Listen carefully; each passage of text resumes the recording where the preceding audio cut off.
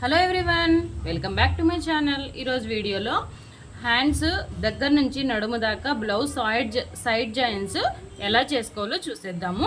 Side జాయింట్స్కి వచ్చేసి ఈ విధంగా హ్యాండ్స్ ముందు బ్లౌజ్ హ్యాండ్స్ ఉంటాయి కదా, హ్యాండ్స్ని హాఫ్గా ఫోల్డ్ చేసుకుని ఈ విధంగా చివరన పాదం పెట్టుకోవాలి. ఇలా సూది గుచ్చుకొనియద్దు, ఇలా పైకి సూది ఉండేలా చూసుకుని పెట్టుకోండి.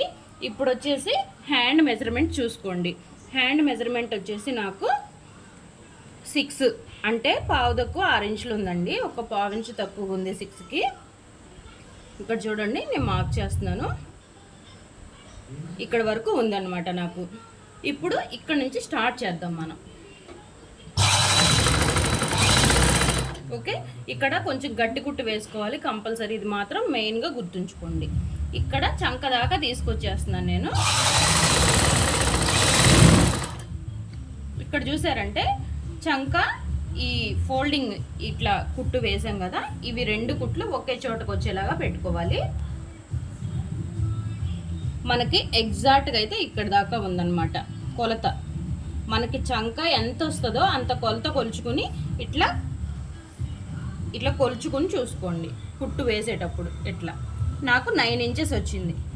9 to 9 చూడు 18 ఇంచెస్ వచ్చింది. ఈ విధంగా మనము డబల్ ఫోల్డింగ్ చేసుకుని కొలుచుకుని చంక ఎంత వస్తుందో చూసుకుని ఇక్కడ హాఫ్ పెట్టుకోవాలన్నమాట. ఓకే,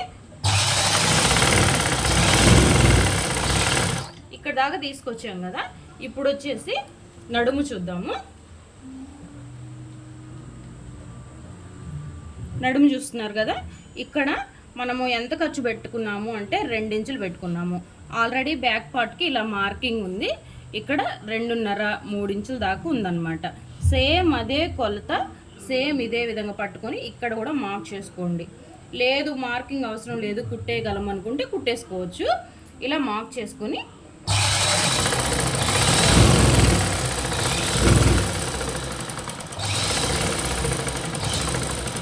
ఇలా స్ట్రైట్గా వేసుకుంటే సరిపోతుంది. ఈ విధంగా వస్తుందన్నమాట. ఇలా క్రాస్గా మంచిగా లైన్గా రావాలన్నమాట. చూపిస్తాను నేను మీకు. ఇలా చూసారు కదా, కరెక్ట్గా లైన్ లాగా వచ్చింది. ఎక్కడ క్రాస్ లేకుండా మంచిగా లైన్ లాగా రావాలన్నమాట.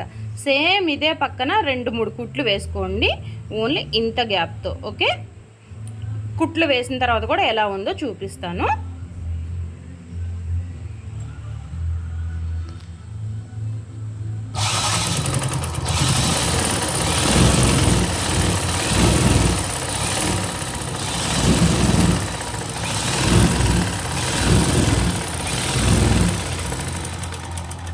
ఫస్ట్ 2 కుట్టు వేసుకున్నాం కదా, 3వ కుట్టు కూడా వేసుకోవాలి.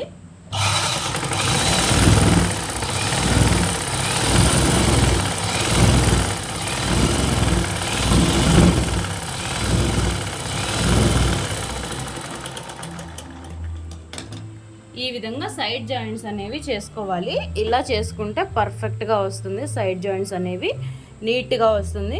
ఎప్పుడైనా సరే ఈ ఖర్చు అనేది పైకే ఉండాలి, కిందకు ఉండకూడదు, గుర్తుపెట్టుకోండి. ఈ విధంగా వేసుకుంటే సైడ్ జాయింట్స్ అనేవి పర్ఫెక్ట్గా ఉంటాయి. సేమ్ కొలతలు పక్కన అంటే 2వ సైడ్ జాయింట్ అప్పుడు కూడా వేసుకొని చూడండి.